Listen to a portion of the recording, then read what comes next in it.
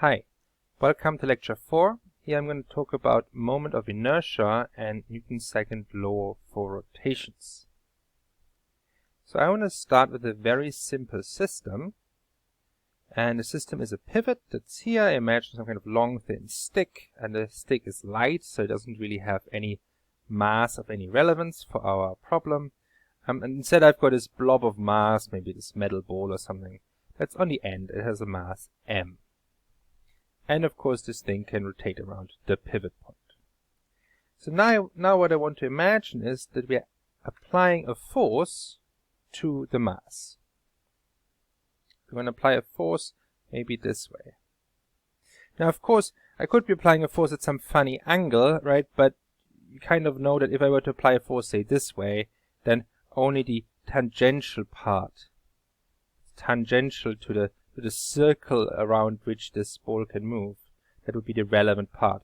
So if I had a force like this, well, I'd only take this component, because the part that's pulling the ball towards the pivot point, well, it's, stopped by the sort of, I guess, normal force between the rod and the mass. So I'm going to assume the force points this way, but if it's more general, you understand torque and know how to deal with it. So what do I have? Well, what torque does this create? The torque this creates, remember torque, we use the symbol tau, the lowercase Greek t sound. That is equal to the force, so this is a force F, force times the distance from the center of rotation. There, of course, the angle factor, but that's essentially what I just said, right? That this force here is assumed to be perpendicular to R, so there's no, the cosine of 0 is 1. Or the sine of 90 is 1. Right? So I picked this force to keep things simple. Now, what does this do, this force? So it accelerates the mass in this direction. And I know that by Newton's second law, just normal Newton's second law that you know, write this down, by Newton's second law, we have that F equals ma. Right? Now, because the force is in a tangential direction, and maybe if this starts spinning, I'm going to assume that the force continues to be always tangential. Maybe someone's running behind this mass, pushing it. Maybe there's a little sort of rocket engine on the back that's always pointing in the same direction relative to the mass. And this acceleration is clearly just the tangential acceleration. Whereas any force required to keep it going in a circle is applied by the internal forces that keep this rod in one piece. Right? This is a solid rod, and if the mass tries to go in a straight line, it'll pull back the molecular bonds between all those individual molecules making up this rod. They're going to stick together, right? So we don't have to worry about those radial forces. Of course, there would be the centripetal force, which you could calculate, and we know how to do that. So we're going to care about the force that's tangential, that essentially creates angular acceleration via creating a tangential acceleration, right, in the direction of the tangent, this sort of circle along which that mass would move. So let's put those pieces together. So that plugging this into here, I'm going to get that the torque is equal to m times r times at. Right? So I've rearranged it a bit. I plug mat into here. Let's put the r in the middle. Now what is this? The tangential acceleration is, of course, the angular acceleration times r. Right? We discussed that in the video on angular kinematics. Essentially, it's the second time derivative of understanding that the arc length is radius times angle. Take the second time derivative of that, we're going to end up with this. Again, check the previous video. So now we can plug this in there. So we're going to get that the torque is equal to m. Now there's an r here, there's an r here. That's mr squared times alpha. So that looks a little bit like Newton's second law. I mean, it is an application in a way. We use the real Newton's second law. But this looks a little bit like F equals ma, except instead of F it's torque, instead of A it's alpha, and instead of m it's, well, mr squared. So this thing here, to make it be more exactly analogous to Newton's second law, we're going to give this thing, combined thing, a name. We're going to call it the moment of inertia.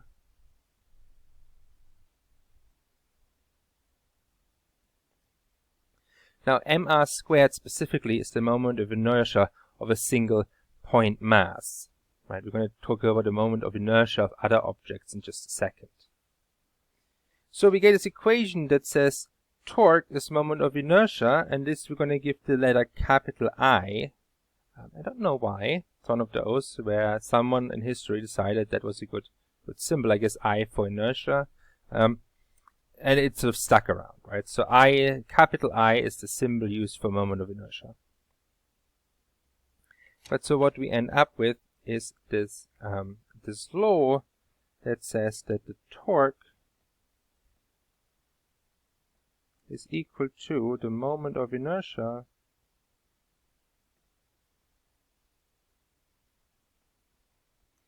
multiplied by the angular acceleration.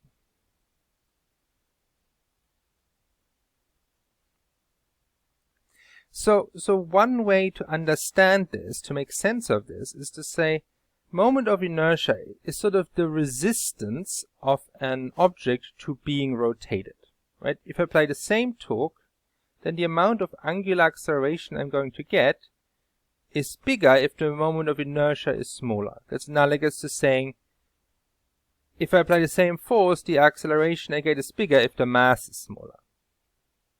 Right? So in the same way, mass is a resistance to being accelerated along a line. Moment of inertia is in a sense the resistance to be accelerated in a circle. Alright, this law here is what we call Newton's second law for rotations, because it is exactly like Newton's second law, except I've replaced those normal linear or translational variables F, A, and the mass by torque, angular acceleration, and the moment of inertia. Of course, we've defined the moment of inertia in a sense just to make this work out that way. So this is Newton's second law for rotations. That's what this here is called. We put a box around it because it's important. There we go. Alright, and now for the rest of this video we're going to do a couple of examples. We're going to think about the moment of inertia more generally, not just for a point mass on a stick. And we're going to look at one or two sort of useful results along the way. So let's think about calculating the moment of inertia for a system that's not just a point mass. Here's the first such example. Imagine I don't have one mass, but I have three masses, and they're sort of connected by thin rods. The rods themselves don't have any mass of relevance. So for the system, I'm just arbitrarily going to make up some numbers. This is 2 kilograms, 3 kilograms, 5 kilograms, and this is 2 meters between those two and 4 meters between those two, just to give us some concrete numbers to work with. Find the moment of inertia. Now you're looking at this and you should be thinking right now, okay, and then you're stuck. And the reason you're stuck is because we haven't defined a pivot point. Well, around what point? So the moment of inertia of an object in itself is not defined. You have to say the moment of inertia around what point. And often in a situation where one point is like literally fixed, like it's literally like screwed onto some kind of turning thing, it's a sort of physical pivot, then that's probably going to be the pivot point you want to use. But you know, we can in principle calculate the moment of inertia around any point. Very often it's around the center of mass. It's a very important moment of inertia, but in general, you can calculate the moment of inertia around any point of your choosing. You can calculate it around this point here, around this point here, around this point here, around this point here, around this point down here. It's always the same method. So let's do this. Let's say I'm going to do this 3 times. I'm going to do 3 examples here. Let me color code them. So this is my green pivot. This is pivot 1. I'm going to make this my blue pivot, right? This one here. And then maybe my third pivot I'm going to put right here in the middle of this one, so not on one of the masses. I'm going to work it out for this one as well. Now, of course, if I literally put a nail in here and here and here, then the thing is not going to spin at all, right? Because it'll just be stuck. But I can mathematically calculate, sort of hypothetically, what if I pin this one down? What's the moment of inertia around this point? What if I pin this one down instead? What's the moment of inertia? So let's do that. So I'm going to call this I1.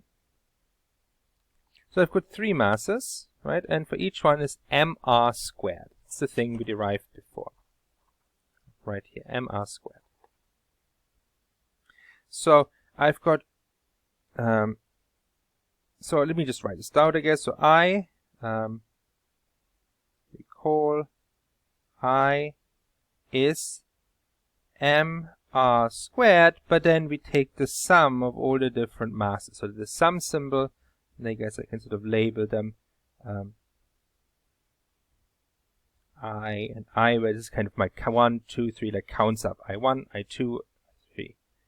So all I. This is a kind of technical way of writing it out, right? It literally means sum up for each mass, and the mass itself, what's the value of the mass, times r squared for that mass. Let's do this to show you how that works. So this is my pivot point. Now, so I've got 2 kilograms times, what's r for this one? Well, it's 0, right? That's right where the pivot is. 0 meters squared. I already see that's not going to contribute anything. Plus, now let's take this mass here. 3 kilograms times, it's 2 meters from this point, so 2 meters squared. And then plus the last one, how far is this one? This last mass from this one, it's a 6 meters total. It's going to be 5 kilograms times 6 meters squared. So you can just, by looking at those numbers, you can see right away that this one's going to be our biggest contribution by far, because it's the heaviest, but it's also, more importantly, almost further away than the other mass, right? Because the distance kind of counts squared. So twice as far away and half the mass is still going to be twice the moment of inertia, if that makes sense. Think about it. But let's finish the calculation here. So we've got 3 times 4. Let me write out 0 plus 3 times 4 is 12 plus 6 squared is 36 times 5 is 180, which is 192 kilogram meters squared. So that is my unit of moment of inertia, right? Mass times distance squared. You can tell, 180, that's the largest contribution by far. But let's now work out the moment of inertia around the second point, the pivot point 2. So I2. So let's start with this one here. So 2 kilograms. Now this is 2 meters away from this one. So times 2 meters squared. Doesn't matter which way. It doesn't contribute. It's still going to determine how hard it is to turn. Doesn't matter what side it's on. Plus 3 kilograms times, well, the pivot's right here, so that's 0 meters squared. And then we're going to add to it the last one, 5 kilograms times, now this one is 4 meters from this point, so I'm going to put 4 meters squared here. 2 times 4 is 8, plus 0, erase out 8, plus 0, plus 4 squared is 16, times 5 is 80, so 88 kilogram meter squared. So a lot less than 192. What does it mean in practice? It means if I hold this point fixed, this thing is way easier to spin around this point than if I held this point fixed. And hopefully that's intuitive. If you try to have a long rod and you fix it at one end, it's sort of harder to make it spin than if you held it in the middle and you spin it kind of on both sides. But let's do the last calculation. And the last example here, around pivot 3. I imagine pivot 3 is halfway between those two masses. So what am I going to get? So 2 kilograms times, well, this is 2 meters plus 2 meters from this point, so it's 4 meters. 2 kilograms times 4 meters squared, plus 3 kilograms. This is 2 meters between here and here, so plus 2 meters squared, plus 5 kilograms times, this is also 2 meters, right, because this is right in the middle, 2 meters squared, and that comes to, what's this? This is going to be 4 squared is 16, so that's 32 plus, oops, it should be a times, of course. 4 times 3 is 12, plus 5 times 4 is 20. So what's this? 32 plus 12 is 44, 64.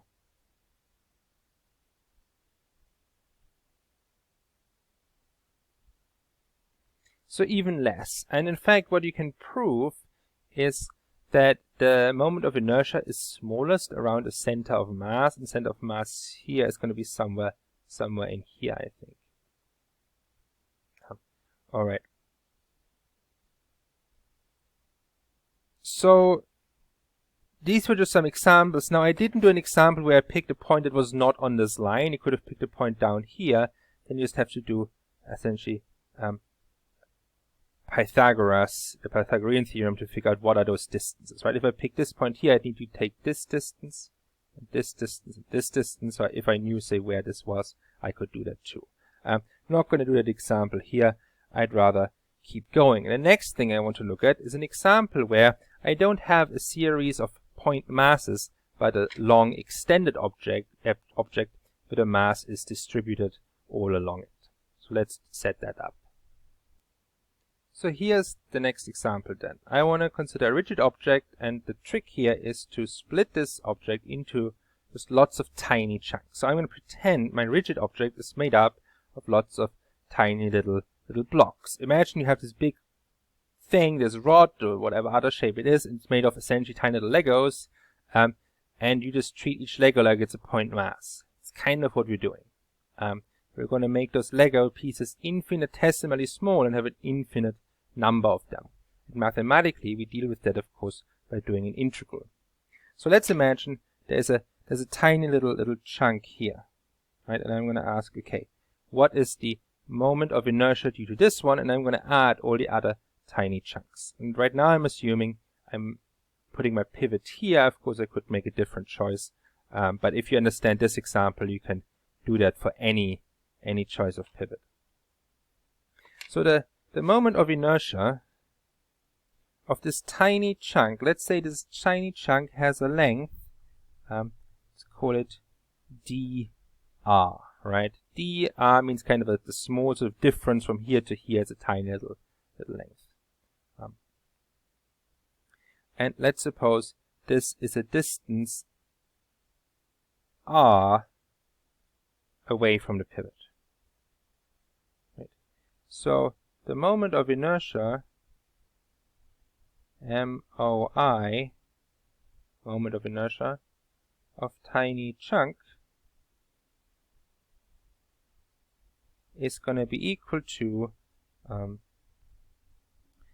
well, its mass times its distance squared. So what is its mass? Its mass is going to be the fraction of the total length times the mass. So if this is 1 centimeter, this is 1 meter, well then this would be 1/100th of the total mass. If this is 1 millimeter and the total length is 2 meters, then it would be 1/2000th of the length.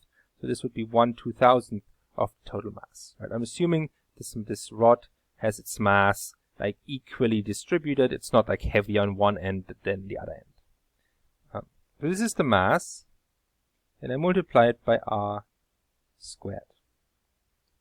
Right, maybe I should just label this, that this thing here, this is the mass of the tiny chunk.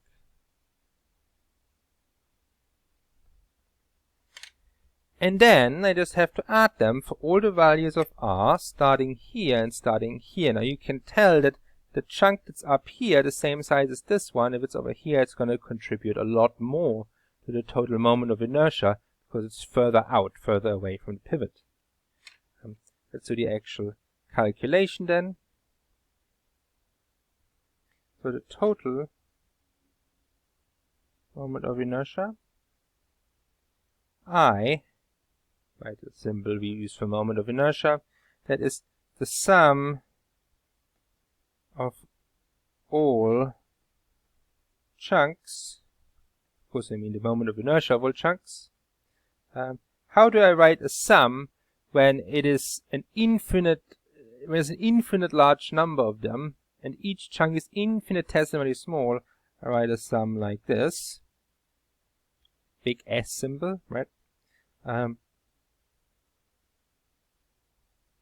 dr over L times m times r squared. Right, so I take you can literally read this, take the sum of this, of the moment of inertia of all the, of each little chunk, right? This thing inside here, this integrand, is just the moment of inertia of a tiny chunk. And this, of course, goes from r equals 0, this is where I start, to r equals L, that's where I end. Now we just evaluate this. This is an easy integral, right? I can take out the m over L, that goes out the front. I trust that you can do this. I put r squared, so I'm going to get m over L times r cubed over 3. That's dr r squared integrated. You want to check that you could do that. You can follow here. From r equals 0 to r equals L. And if I plug in r equals 0 here, the lower limit, I don't get anything because it's 0 cubed. So I have to put an L.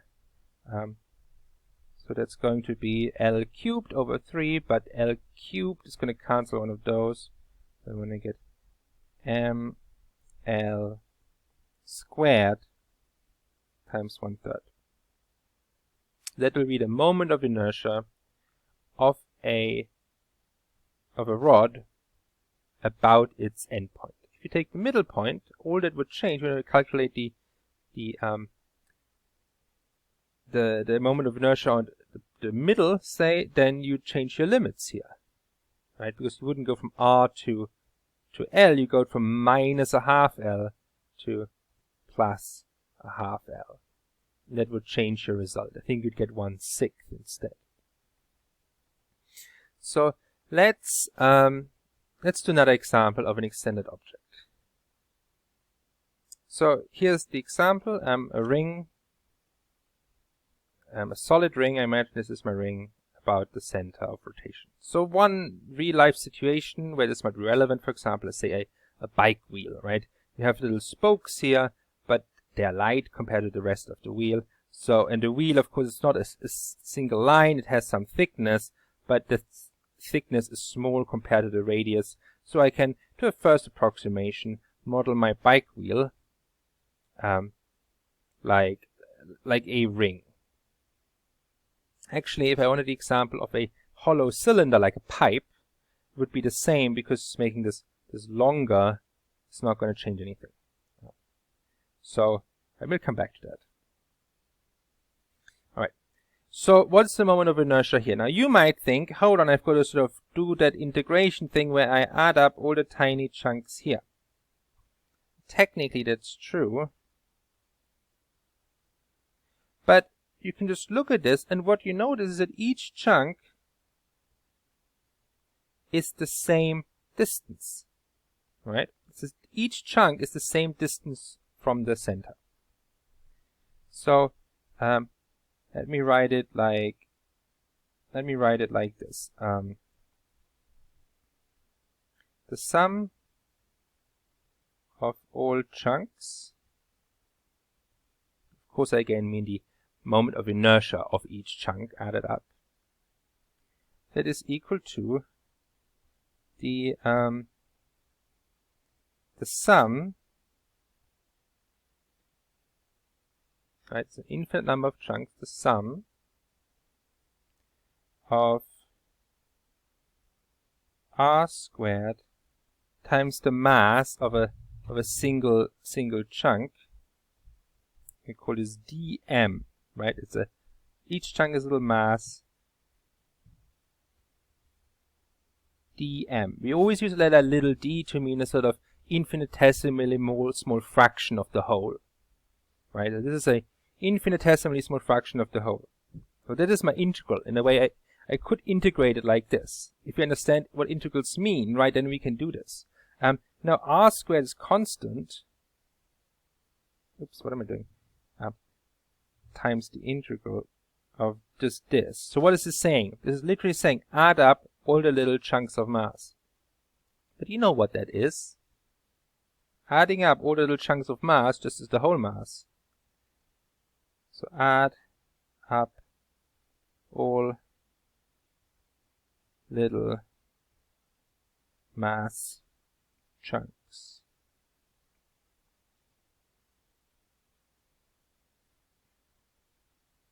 Right, so I don't care how small I split them.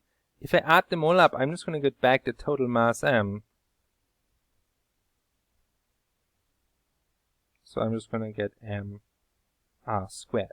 Exactly the same as if it was the point mass. And that makes sense because each sort of point mass here, they're all exactly the same as far as mass and distance to the center is concerned. So if I imagine I sort of collapse this wheel and I sort of fold it up all into a single point, it wouldn't change the moment of inertia at all. Okay, that was kind of boring, although it's kind of a curious little thing that if you understand integrals, like you don't actually have to evaluate the integral because we know that if you add up all the different mass bits, you're just getting back the total mass. Let us now do a little bit more complicated example where we use this as a basis, and that is the moment of inertia of a disk around its center. Okay, so here I draw out the example. So imagine I've got a circular disk and it is a total mass m. And I'm going to assume, of course, that the mass is evenly distributed, like this disk has the same thickness everywhere, it's made of the same material, it's perfectly uniform. It has a radius capital R. And I want to find its moment of inertia around the center point. Now the way to do this is I want to split this disk up into tiny chunks. So I'm going to split it up into rings, and I'm going to add the rings. Right, so I know the moment of inertia for a single ring. I worked it out before. So I'm going to just imagine I cut my disk into lots of rings that sort of stuck together of zero radius here, tiny radius here, and the full radius out there. So here's one of those rings. Then I'm just going to add the moment of inertia of each ring. Now, there's a tricky step here in between. That is, we have to figure out what is the mass of one ring, right? We know the moment of inertia of a ring is equal to the mass of the ring times the radius squared. We've just worked it out in the last example. But the mass of this little ring here, say, is of course not the mass of the full disk. So how are we going to do that? Well, let's find, so we need this. So let's find the mass per area. Call that the area mass density. Surface mass density.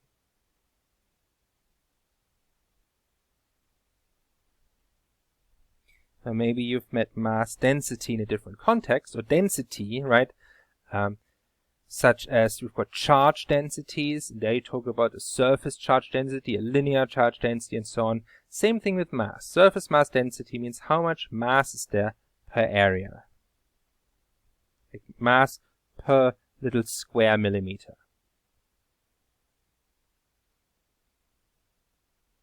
Usually mass density, no matter what type it is, linear or area, we give the symbol mu to. Volume mass density is often given the rho, which is the same for charge. It's sort of, it's not like a coherent system there with what letters to use, except they're all lowercase Greek ones. But even that is a convention, of course. Anyway, so what is this? It's the total mass over the total area.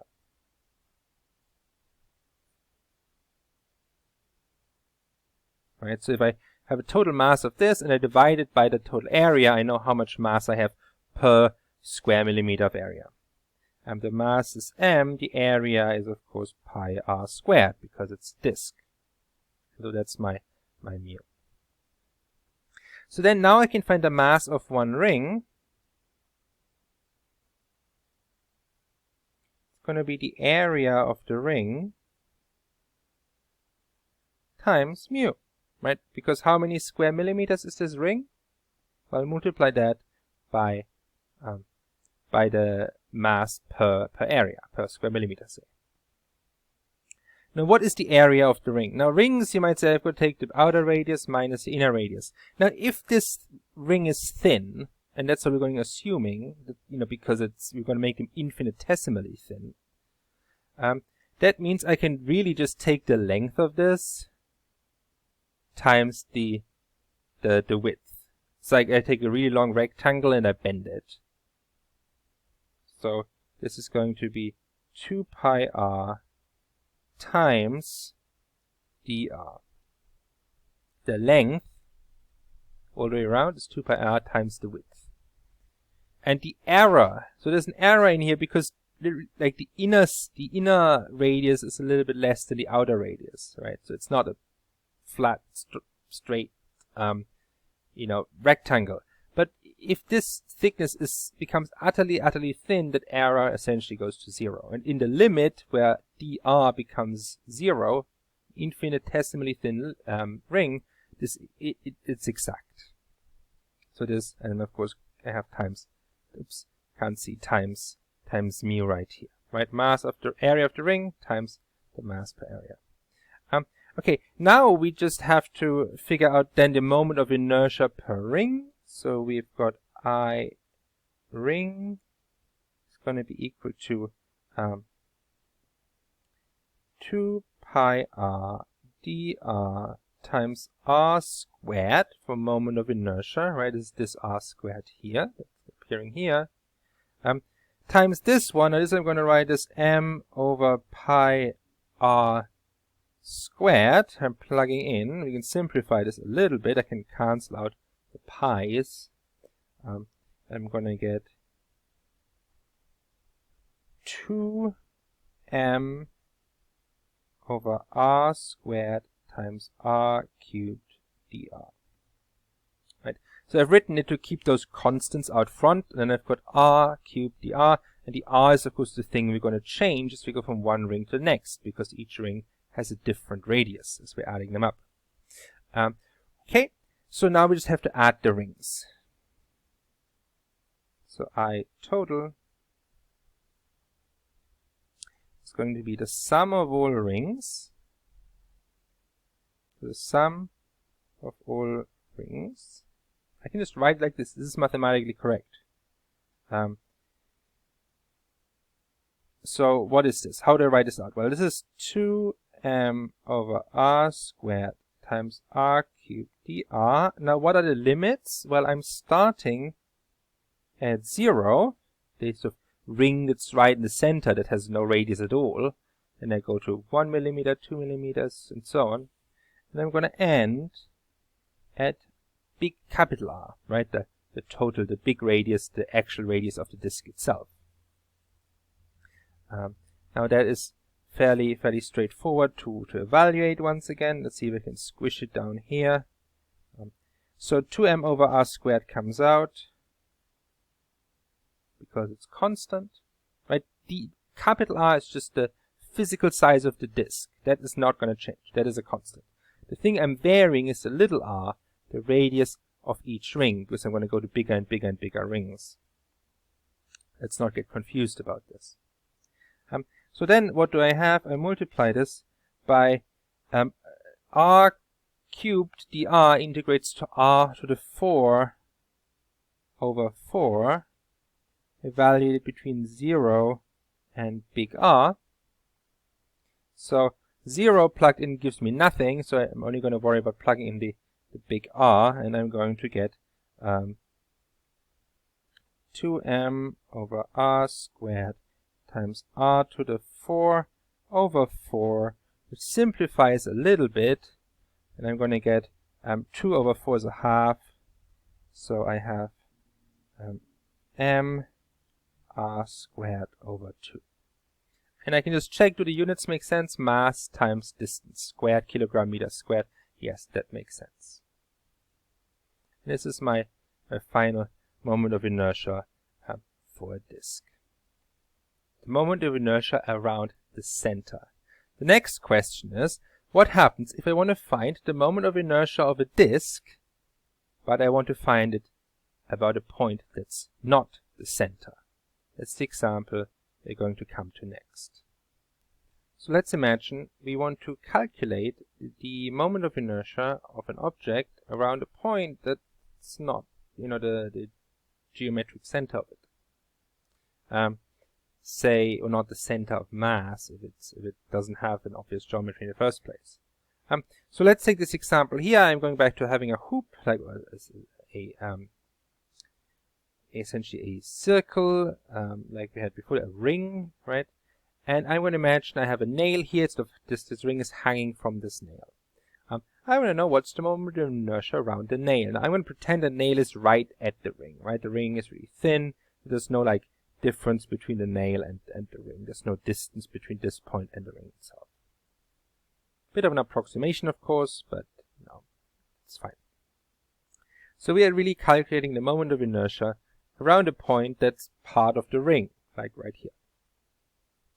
Now, doing this is going to be hard because this distance here, oh, what's this? What's this? What's this? What are all those distances, right? That's what we have to calculate. This distance here, how do I calculate this distance between here and here? I mean, it requires some geometry, maybe harder integrals, but there is a useful theorem that will help us out to avoid that complicated calculation. So we're going to use what's called the parallel axis theorem. Is it axis or axis? Axis. There's only one axis, I guess. One parallel axis. Why is it called that? Because it's a theorem that relates the moment of inertia around the center of mass and another point, right? So they're like spinning around this axis and spinning around this axis. Those two are parallel axes around which the ring might spin, around which we might calculate the moment of inertia. So it's called a parallel axis theorem. And what it states is that I around any point is equal to the moment of inertia around the center of mass, plus the mass of the object times, let's call it L squared, or D, I've used little d, like in derivatives, L squared, where this here would be L. So this is a very general statement, right? It doesn't just apply to hoops, it applies to any object, any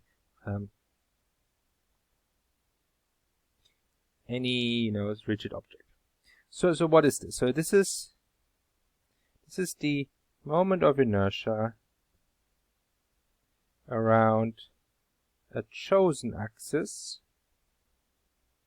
Here my axis is my nail. Right? I think about it on a point, but it's a 3D object, right? It's really like an axis like this. It's sticking out like that.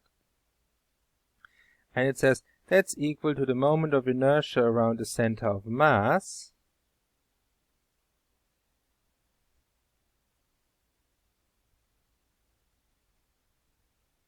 which for a case of a ring is the middle. Right? In the case of a disk, it would also be the middle. In the case of a more complicatedly shaped objects, well, you'd have to figure it out. Mathematically, you can do that. I think section 12.2 in the book describes in detail how to work out a center of mass for any object. But then I add to this is a total mass. So total mass times distance between axes squared.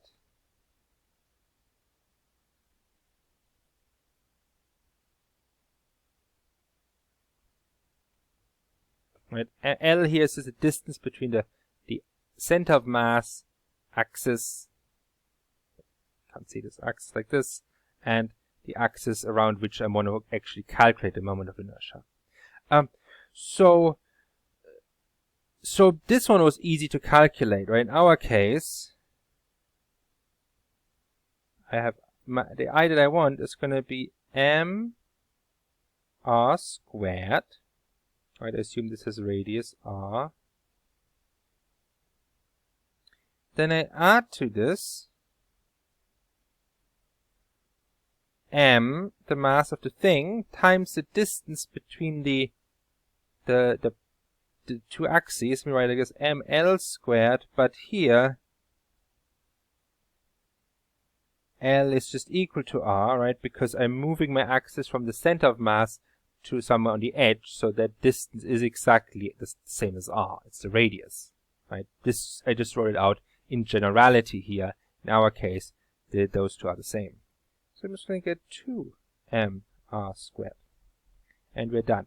Now, I've stated this without proof. Is there a proof for it? Yes, there is. I'm not going to go through it right here. We can go through it in class, right? Might be a fun little thing to do. In the book in section 12.4,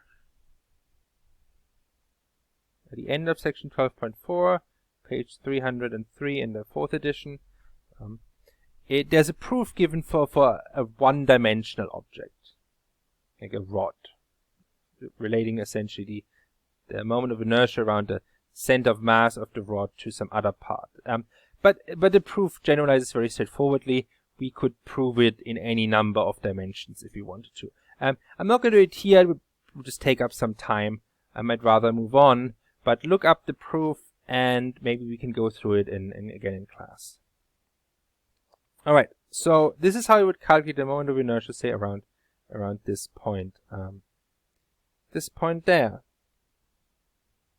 Okay, so now maybe we should actually do a couple of examples where we don't just calculate the moment of inertia, but actually apply Newton's second law for rotations. So let's go on and do that. So here's the example I want to look at. Let's go back to having a long straight rod and the pivots pivoting around the center. Right, so it's sort of fixed here, but it can fall down. And right now we imagine it's horizontal.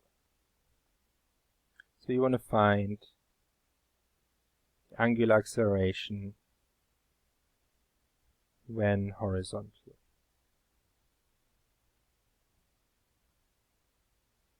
Actually, you could find it for other angles too, but let's just say right now it's horizontal. Of course, it's going to fall down this way, and maybe it'll swing back and forth like a pendulum, and we can do that example later in the course. But right now, we want to find the angular acceleration alpha when it's horizontal. So what do? Well, we have to find the moment of inertia. We've worked it out. It's a long straight rod around the center. Oops, 1/3 ml L squared, right? We did it earlier in this video. What's the torque? The net torque? Well, there's only one force, and the force is of course the weight of this this thing, and the weight we can pretend acts at the center of mass. Right, it's mg, that's the weight down. It's the only force that there is right now. So the torque is the force times the distance, and right now the angle is 90, so that doesn't contribute. That is the thing, the angles that would change if, say, the pendulum was already here and they asked about the angular acceleration then. We'll come back to this example when we talk about oscillations.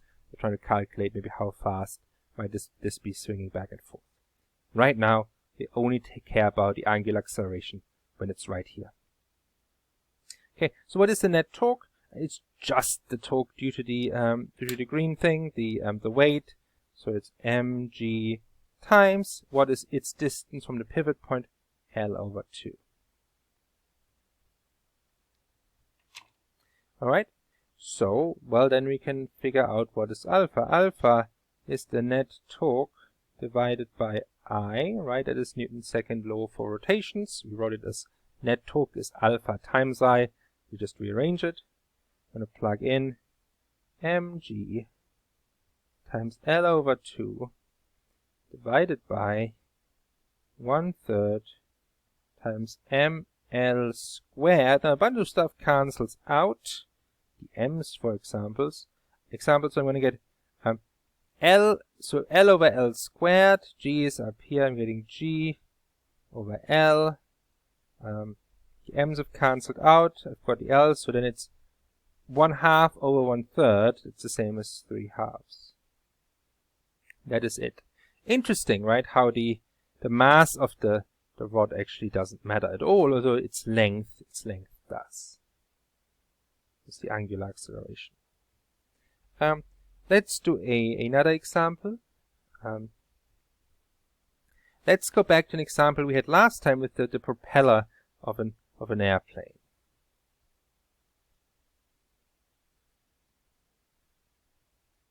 So an airplane propeller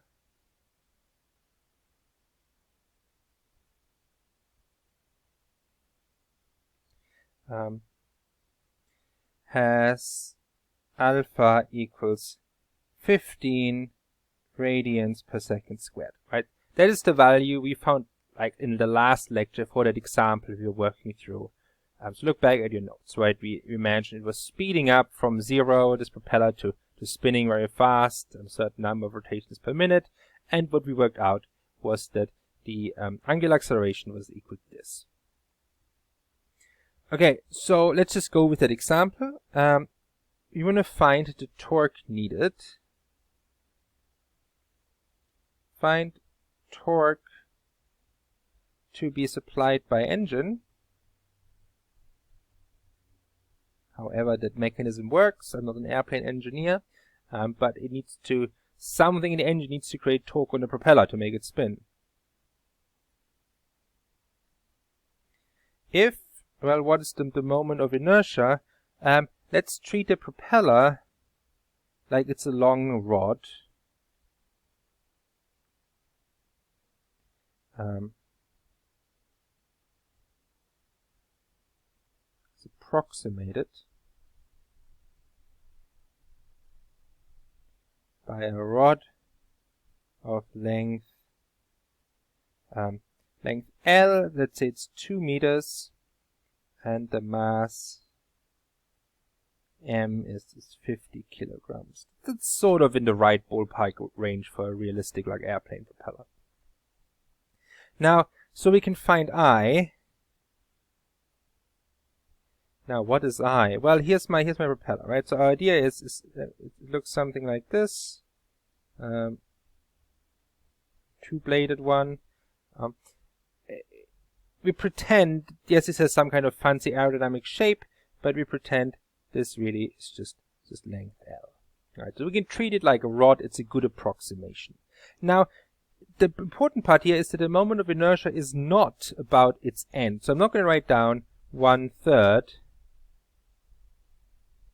ml squared. No, it's wrong. Right, wrong.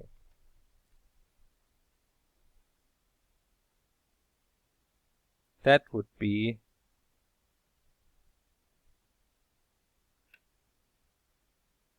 about an endpoint. Right, but we want a rotation around a midpoint. We want rotation around the midpoint.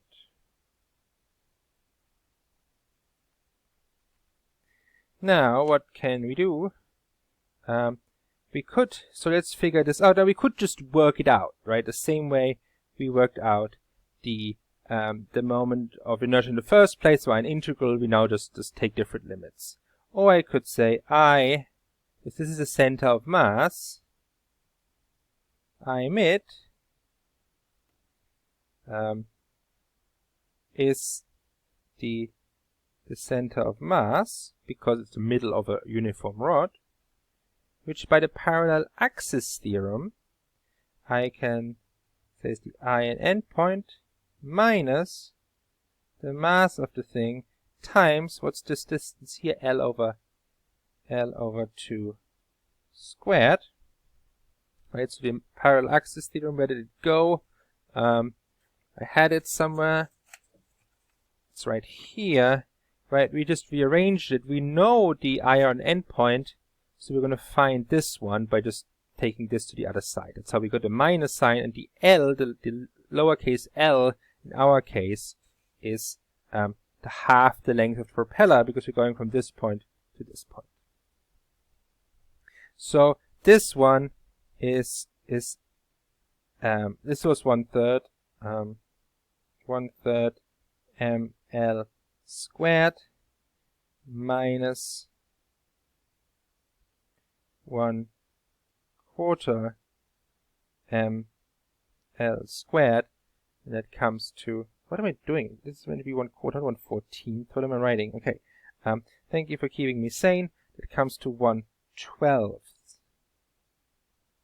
ml squared. I think earlier I said 1/6. That was clearly a lie, because the math clearly says it's 1/12. So now we've got a moment of inertia around the center point. So and we know the angular acceleration, so now we can find the torque.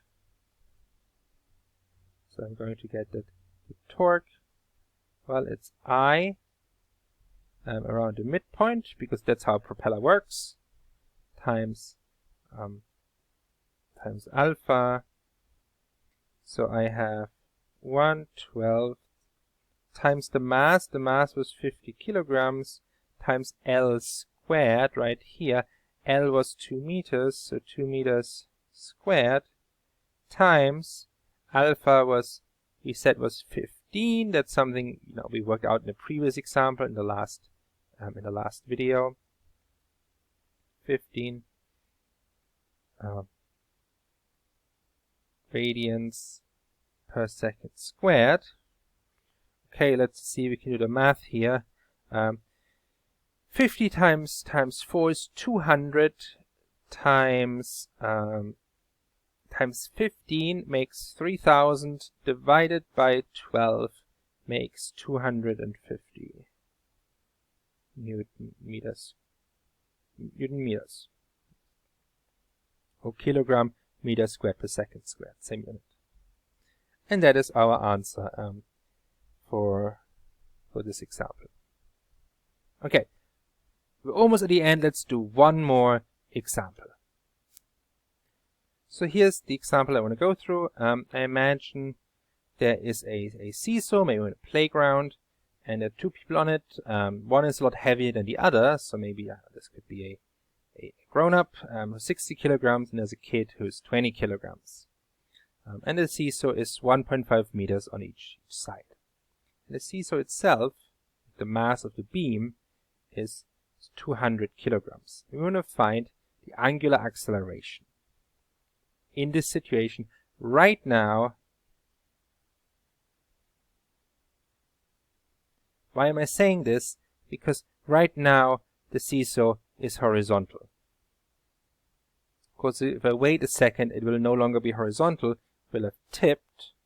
When it tips, it will change the angle at which the forces act relative to the radial lines. The torques will change.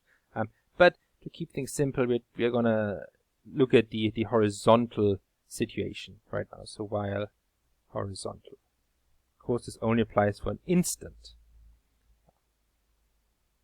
So I've got three objects, right? So what forces are acting?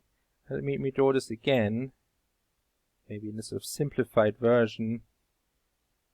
The three forces acting.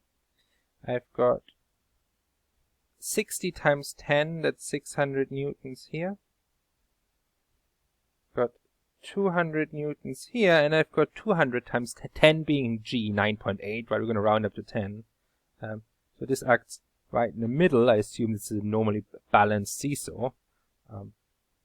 Maybe 2000 newtons. So you want to find the net torque, right? So far all our examples only included one force. Well, here we've got three forces. So what's the net torque? Well, it's going to be 600 newtons times 1.5 meters. And this one's going to go the other way. So if I define this direction as positive, because I kind of anticipate it's going to tilt this way because the grown-up is heavier, right? Then I'm going to subtract the torque from the other direction, which is 200 newtons times 1.5 meters. What about the seesaw itself? Well, that doesn't do anything. Doesn't do anything because the torque is I mean, the force is acting right at the pivot point, so the torque is zero, right? It doesn't, the mass of the seesaw doesn't make it want to swing one way or the other. Right? You've done examples like that. So that doesn't contribute. The net torque is going to be, I guess, 400 times 1.5. That comes to 600 Newton meters. 900 minus 300. Now we need to find the moment of inertia of the system. Well, now the seesaw is going to matter, right? Because now it is a rod that's pivoting about its center. So I of the left person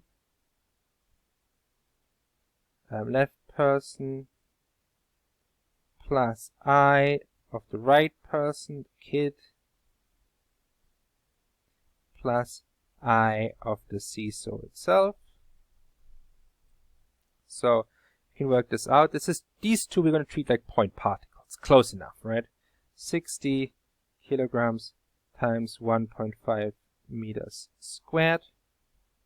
Squaring this whole thing. Plus 20 kilograms times 1.5 meters squared. The fact that, oops, you can't see this. The fact that the kid's on the other side doesn't change how it contributes to the moment of inertia, right? There's no minus sign here because it's still having more mass here makes the whole thing harder to rotate. And then we noticed from the previous problem that the equation for a rod around its center, it's 1/12. The mass times 200 kilograms times the length squared. Well, the length of the whole thing is 3 meters. Right? Just be careful what lengths you plug in where. Okay, we can work that out. So 1.5 squared is 2.25. So I've got combined 80 times 2.25 is 160, 180 Newton. What am I doing? Kilogram meters squared. Plus, what's this? 9, 3 squared, right? 9 times 200 is 1,800 divided by 12 is 150 kilogram meters squared. So fairly comparable actually, right? So the mass of the beam being spread out like from this end across the midpoint to here contributes a comparable amount to the total moment of inertia as the two people combined. Curious fact, either way, we're just going to add them. So if my math isn't mistaking me, it comes to 330 kilogram meters squared. And now we can figure out what the angular acceleration is. The angular acceleration is the net torque divided by the total moment of inertia. So that's 600 Newton meters divided by 330 kilogram meters squared. Now, I should have prepared this. I should have gotten my calculator ready, but unless I'm mistaken, that comes to something like 1.8-ish. 600 over 330. It's going to be roughly 1.8 radians per second squared. Of course, that acceleration is only at the instant when it's horizontal. As soon as it starts tilting, right, the value will change. In fact, it will go down because there's an angle coming in the calculation for the torque. Alright, that was the last example. I'm going to go through in full. This lecture's been going on for an hour. But before we part, let me give you a challenge problem that we can talk about in class. Or maybe that you can attempt solving yourself first. So here's the challenge problem. What I imagine is I've got a cylinder, and the cylinder has an inner radius, so it's hollow in the middle, but it's not just a thin pipe, right? So it has a certain thickness, an inner radius, little r, an outer radius, big R. So maybe it could be 3 centimeters and 10 centimeters, right? Something like that. And this cylinder is hanging from a sort of rod that's just fixed here, right? This is some kind of rod. So the picture I have in my head is this is a paper towel roll, like kitchen roll, that's hanging on a rod, and you can like pull it down, right? Somebody's pulling here. We're kind of looking at it by the cross section from the side. You can pull it down here and tear off your paper towels here. So that's kind of the picture that I'm envisioning here. Although maybe it could also be a roll of thread, right? You're trying to sew something and you pull down thread like this. Same physics in both cases. Now, to make things interesting, I assume there's friction, like right at the top here, where that paper towel roll is resting on the that rod that holds it in place. So you're pulling down with a certain amount of tension, and I'm trying to figure out, well, how quickly is this thing going to start to rotate for a given amount of tension that's applied. And the total cylinder has a mass, big M. So what you want to find, and we can do this in class again, the moment of inertia of this object. It's not easy. You'll think about it very carefully, because the total mass is M, but there's this hole in the middle, so it's not just a solid cylinder or solid disk, but it's a hollow one, but the mass is the mass of the object is actually there. So you want to find the mass per area again of this. Now the fact that this is three-dimensional and it's kind of a cylinder that comes out, right, doesn't actually change the fact that I can find the mass per cross-section area. Because I don't really care about how much it comes out, because it has nothing to do with any of the distances around the axis of rotation. So you want to start by finding, tips, find the density, find the mass density per area, mu. That'll help you to find the moment of inertia. You think carefully about the geometry here. Find the net torque, right? Torque, of course, there are two forces. The tension and the friction. It's kinetic friction. We're going to assume this has a coefficient of friction mu k. I remember how to calculate the coefficient of friction, but care what is the normal force? Hint, it's not mg. There's another force acting here that has to be cancelled out. What is the normal force? Remember, you need the normal force to figure out the force of kinetic friction.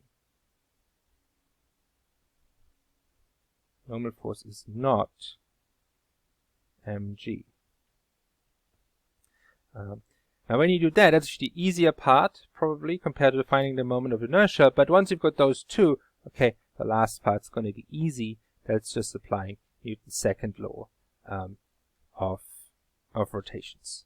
So here are two tips, right? Find a mass density to figure out the moment of inertia for the two forces acting, and be careful when you calculate what the friction is. The tension is just assumed to be known. You will probably want to draw a free body diagram and look at the linear forces to figure out what the normal force is, then allows you to calculate the friction. Because then you want to find the torque due to the friction. But that's a challenge problem. It's a fun one. Let's see if you can solve it. We'll talk about it in class. Thanks for listening. Thanks for sticking around. Long video, but it's a big topic. So thanks for watching.